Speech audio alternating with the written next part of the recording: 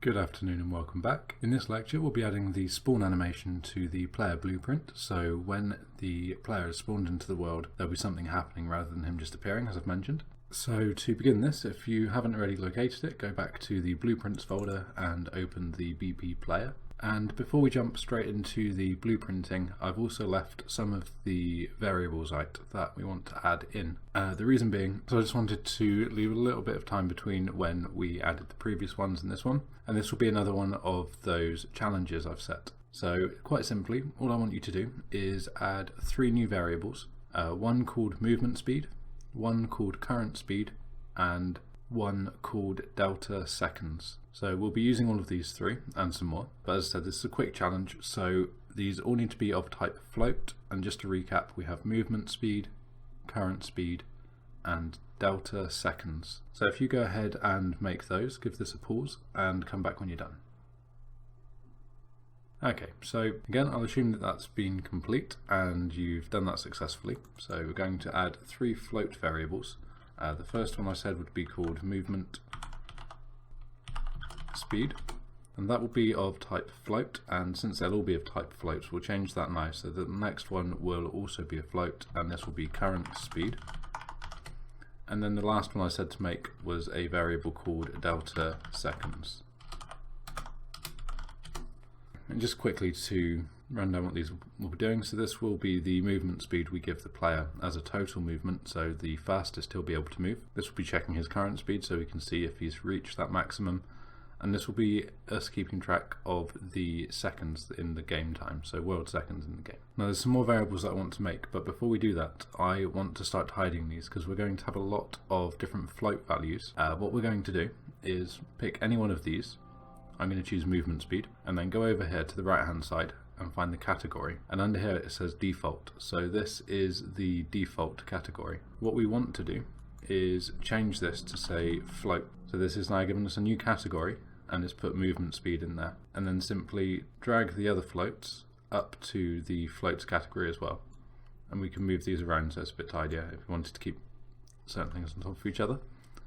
And this way we can collapse this because we're going to have so many that would take up quite a lot of the space in the bar over here, so we're just going to hide these. And the best thing to do now is, because we have the category set up as we want, we can select one of these variables that we've already made and we can carry on making some more. So I'm going to Control W for the next one. I'm going to make one called horizontal speed. Because as well as keeping track of the total speed the ship's moving, we're also going to keep a track of the movement speed going up and across the screen as well, because they'll be controlled differently. And on that basis we're going to want one called vertical speed, or vert speed. We're going to be controlling the rotation when we do the animation, so we want to get the pitch value. We have pitch, yaw and roll, which will control the different axes of rotation. Going to get a value for maximum health, so we'll get max health, and also a value for health. So very similar to the speed, we're going to have the maximum health that he'll have, which will be his full health, and then we'll have the health which is being updated as we go through the game. And then we need 4 types of fire rate, so we will have a primary fire rate base, and then we'll simply have the primary fire rate, which will be tracked as we update, and then very similarly we want a secondary fire rate base,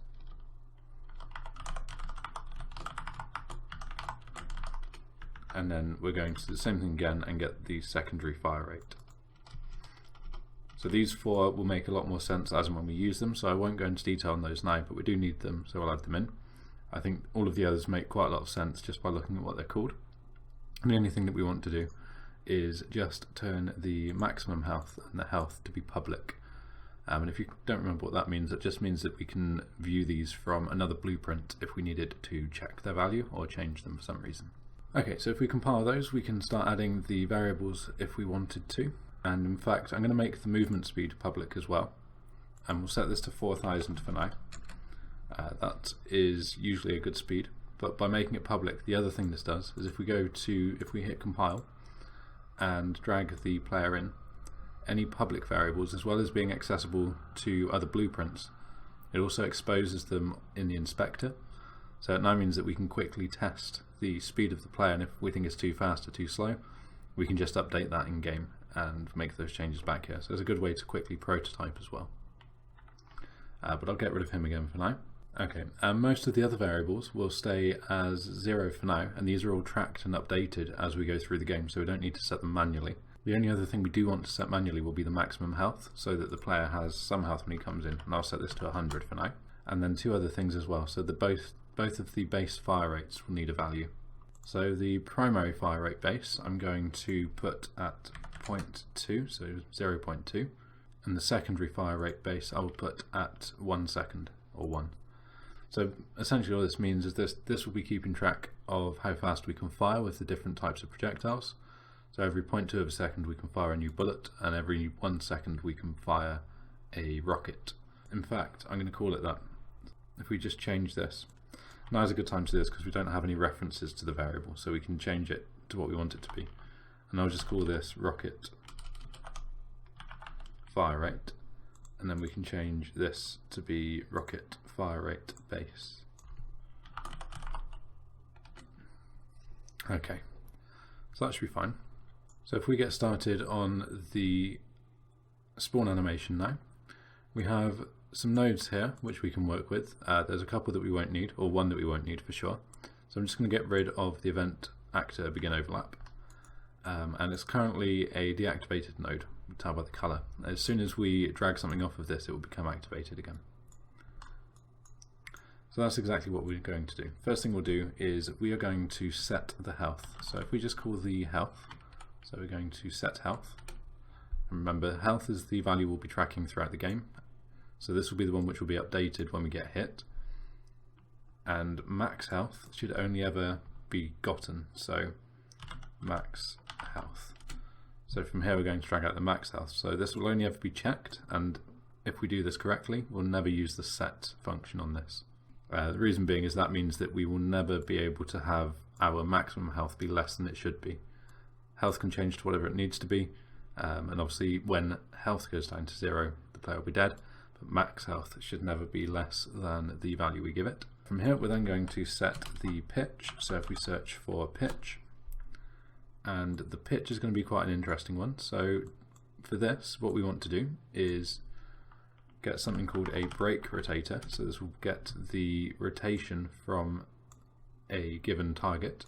We're going to Alt select the roll, and we're just going to drag from the pitch instead, because it's the pitch that will be changing, which will be flipping sideways in our case. So just before I keep saying these words and they don't mean anything, I'm going to quickly go back to the main window, drag in the player again, be anything, but just to demonstrate really. So what we have here for the rotation, the red bar is the x-axis, so this is what we talk about when we say roll, so this is the rolling. What we're controlling is the y-axis, which is green, which is the pitch, so this is the pitching rotation. And then the other one is the z-axis, which is yaw, so this is our yaw rotation. So that's all they represent. I mean, it does say X, Y, and Z here. It could just be left as that if they wanted, but they've also added some extra information. So for people who do a bit more animation or modeling and things, this may mean more to some programmers. But that's essentially what the yaw, pitch, and roll is. So before we do anything else with the break rotator, we're going to drag a get node for the player mesh in. So remember, that's control and drag into the scene. We want to pull out of here and get the relative rotation. So we will get relative rotation, which is a value within the player mesh, and we're just going to plug that into the break rotator. So all this is doing is at the beginning of the game, this is when this is called, the very first thing in the beginning of the game, we've already spawned in the player. He's currently perfectly flat, so we're just going to store the value of its current pitch, which should be 0, but just in case it's not for some reason, we're going to store that now. So we're going to find the player mesh, we're going to get the relative rotation, which should be 0, 0, 0, because remember we've kept that 0 here, and we are controlling the way he's facing by the rotation offset. So this should just be plugging 0 into the pitch, but just in case we do this in a different way, or in case that wasn't the fact, then we're just going to set that anyway. And then this value can be used in the animation we set up in a moment, just so that makes sense of what we're doing. And next we want to set the spawn location, so we'll get the spawn location, and we'll set that. And this is very similar, so all we're going to do is, again, the player already exists in the world at this point, and we're going to pull off of here and get actor location. So we know that the actor's location will be where we have previously set up the player start. So the player start is 4,500 minus 3,500 and 0. So that's the value that should be set into here by calling this. And then now that we have all of these values, what we want to do is make a timeline. So type in the word timeline or something near it, and then go down here and add timeline. And I'm just going to call this spawn animation. So this will be the thing which actually controls our animation now. So there's a lot of different things you can do with these, and this will give us a whole new graph of its own. So if we double click this, we can go into this and we get some new graphs if we add a value in. The type of value we want, this stands for vector, and this will be a curve, and this will be a float. So inside of here, to make the graph, we have some different values we can create. The one that we're interested in is a float track. We can also get a vector track if you remember what a vector is, but we only want to control 1 point, so we'll get a float track. I'm just going to call this spawn. We need to name the track. And with that named, we're going to change the length of this. So this is how long the timeline will go on for. We want it to last for 1 second. And inside of here, we just want to right click to add a keyframe, and right click again and add a second keyframe. It doesn't matter where you click or where you add them, because we're going to change that now. Then over here, if we go back to select the first one, we'll give this a time of 0 and a value of 0. So this starts completely flat. And then we can select this one, and we'll give it a time of 1 and a value of 1. So this is going to be a very simple curve that we make. And to do that, we're going to drag select both of them. We will right click on either of the points, and we will set this to an automatic curve. So now we have these two handles, and all we're going to do is just grab the bottom handle and pull that up. So we now have a bit of a curve going on. And this means that the speed of this will control the speed of something we're going to do in a minute, and it just means that it's going to ease that speed from nothing to 1. If we left it how it was, we were just going to get a really sharp increase. So the rotation is what this is controlling, and the rotation would have went from nothing, it would have then just shot to the last value. Whereas what this will do now will interpolate from a slower speed to a faster speed and then back to a slower speed, so it just looks a bit more natural. And this is known, the full term is interpolation. We're going to be referring it to a lot as lerping, so look out for that term as well. Okay, so if we now go back to the event graph, what this has done, making the track, has given us this spawn track down here. So this is just a float value, but it will be a float value which, like I've just said, lerps from 2 speeds. And this would be where the things get fun. So what we're going to do is, as this is updating, so for the entire time that this value is updating, we want to set actor location. So this will control where the actor is in the world. And then off of that, we also want to make sure that you have the player mesh selected, because this, what we're about to drag off now, is context sensitive. So we can see there's a context sensitive tick here, and that means that certain nodes will only be findable if it is relevant to the context that you have in the nodes at the moment. And we're going to set relative rotation. And notice that at the end of that search it has player mesh in brackets, and that's because we have that selected, and it knows that the thing that we want it to rotate is the player mesh and not the entire actor. So the blueprint, remember, is an actor, and this is setting the actor's location. So this is moving the actor, the blueprint, and everything inside of it, which are all of these components. That will be moving across the world space, whereas this one is moving or rotating just the player mesh. So that's very important to make sure you try and get your head around that, and make sure you understand what parts of the blueprint are being moved and what the different terminologies start meaning. Okay, so if we now go back just slightly, what we want to do is, from the set actor location, we will lerp a vector. So it's only one option, and we're just going to select that one. So this is the lerping that I mentioned we're going to be referring to. Another way that we can fill these in, rather than pulling out and typing in what we're searching for, if it's a variable that we've already declared, we can drag it onto the input value there, and it will automatically assign those for us. So we're going to lerp from the spawn location, which you remember we've set over here, so we now have a value in that. And what we want to do is add another vector to this. So we'll use the mathematical add sign and we'll add vector to vector. And then the return value of this will be plugged into the input value of the B argument here. And all we're going to add is 1000 units. So that's to the y-axis, which means he's going to start slightly off screen hopefully. And then he's going to fly in, because this is controlling the location, he's going to fly in from the off screen where he is at the moment to the right by 1000 units, and he's going to do that for the length of time that this spawn animation is going. So we're going to drag the spawn value into the alpha of the lerp, and the alpha just controls the intensity that this is moving. So remember that we've got this nice curve going, which means that this will start slowly, so it's going to give an idea of acceleration basically is what we're going for, and then deceleration before he stops. So it means that he won't just click to full speed and then click to complete standstill. He'll lerp nicely between 2 points and get to the final location. So that's just one of the things that I'm going to recap in the game theory section. It's just something that makes the game feel a bit better. It doesn't need to be there, but it's important to at least have a brief understanding of why these things will be included in games and how much of a difference they can make and how much better they can make your game feel.